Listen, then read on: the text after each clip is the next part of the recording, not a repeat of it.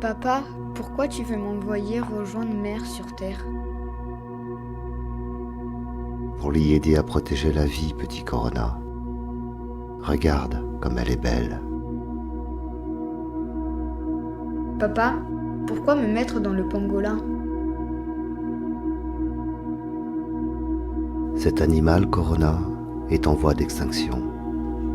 Et pourtant les hommes continuent à le braconner, de le manger, d'en faire un trophée. C'est donc un symbole, et ce sera la première étape de ma leçon.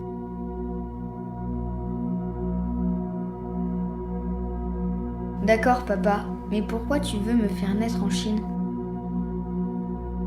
La Chine devient la première puissance du monde des humains. Elle est le symbole de la mondialisation, de l'exploitation et la destruction de toute forme de vie, de l'égoïsme et de l'avidité des hommes.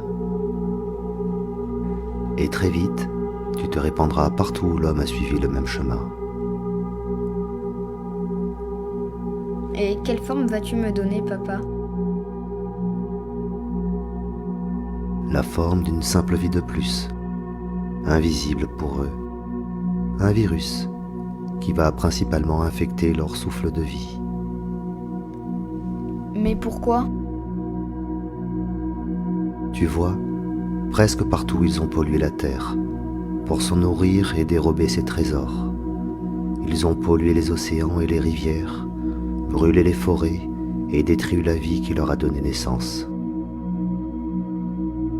Ils se détruisent eux-mêmes pour vouloir toujours plus, toujours mieux, jusqu'à polluer l'air, le ciel et l'espace qui les entoure. Ils étouffent la terre. Alors, quoi de plus symbolique que de toucher à leur respiration, petit, tu comprends?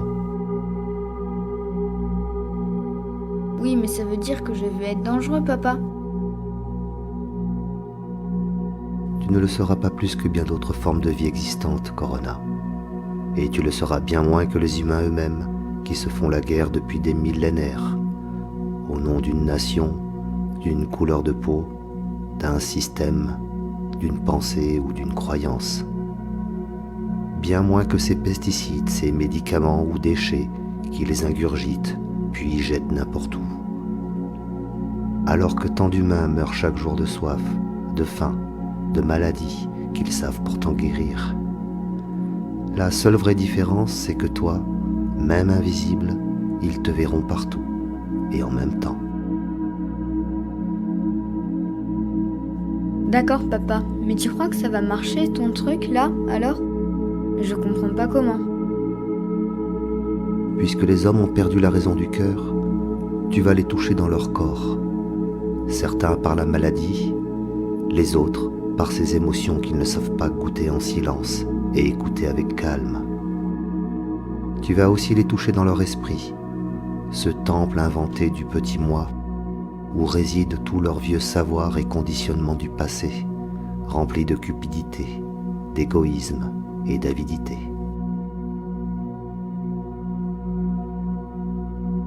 Oui, mais alors, les hommes vont avoir peur de moi. Oh mon petit, oui. C'est sur cela d'ailleurs que je compte pour qu'ils cessent de se croire civilisés et deviennent enfin des vrais humains. La peur sera là dès le début, partout, d'où qu'ils viennent. Puis, la privation de leur prétendue liberté par un isolement forcé, l'effondrement de leurs fausses valeurs économiques, morales, sociales ou politiques, de leurs croyances. Je veux les immobiliser totalement et massivement, comme une invitation pour chacun vers un voyage dans leur monde intérieur, pour qu'ils découvrent qui ils sont vraiment, qu'ils sont les mêmes psychologiquement aux quatre coins du monde sans la moindre différence. Ils se disent bons et justes la plupart du temps, et pourtant, ils ne cessent de critiquer, de revendiquer, de semer le chaos au nom de l'ordre et la morale. Ils ont tous tant de colère, de peur et de désirs égoïstes. Alors qu'ils se regardent et qu'ils s'acceptent enfin tels qu'ils sont, en toute lucidité, sans masque. Et il se passera quoi sur Terre en attendant? Eh bien, elle va pouvoir enfin respirer. Et dans cet hémisphère nord où tout a commencé, le printemps va pouvoir rayonner comme il ne l'a jamais fait depuis si longtemps. Et lorsque tout sera terminé, pour ceux qui auront suffisamment regardé en eux, trouver la paix, la sérénité, la simple joie d'être plutôt que le plaisir de paraître, lorsque ceux-là lèveront les yeux, ils redécouvriront comme la vie est belle, si précieuse, l'air si pur. Ils verront des eaux cristallines et entendront le chant du vivant. Ils redécouvriront qu'ils ont une famille, des voisins, souriront de tout et de rien, même à l'inconnu. Et lorsqu'ils retoucheront à la terre, beaucoup lui donneront plus qu'ils n'en prendront. Et peut-être qu'ils seront assez nombreux pour inventer un nouveau monde, dénué du pouvoir de l'ego, du monde du désir et de la peur. Tu es dur, papa. Tu aurais pu alerter avant de taper aussi fort. Mais Corona, avant toi, j'ai envoyé plein d'autres petits, de tout type, des maladies comme des arcs-en-ciel, une simple brise ou la douceur d'une fleur, d'un arbre pour les envelopper, même une poignée d'hommes pour les guider.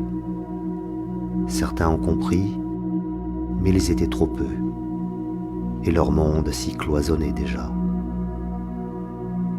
Les humains ont un cœur immense. Quand ils veulent faire quelque chose, ils le font.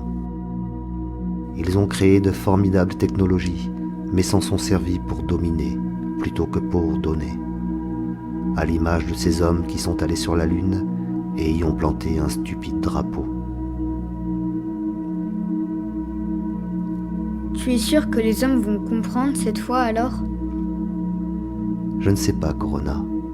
Je n'ai ni espoir, ni attente.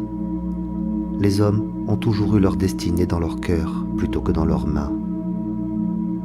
Peut-être seront-ils bien plus nombreux cette fois-ci à s'ouvrir à la vie et devenir leur propre lumière.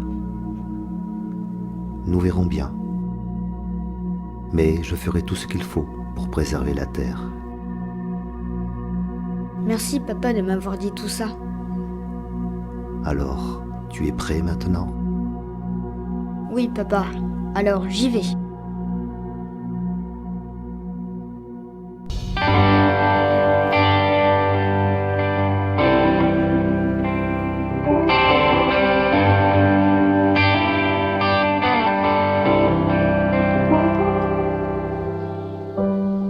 Imagine there's no heaven. It's easy if you try. No hell below us. Above us only sky. Imagine all the people living for today. Oh, imagine there's no countries. It isn't hard to do. No need to kill or die for. And no religion too. Imagine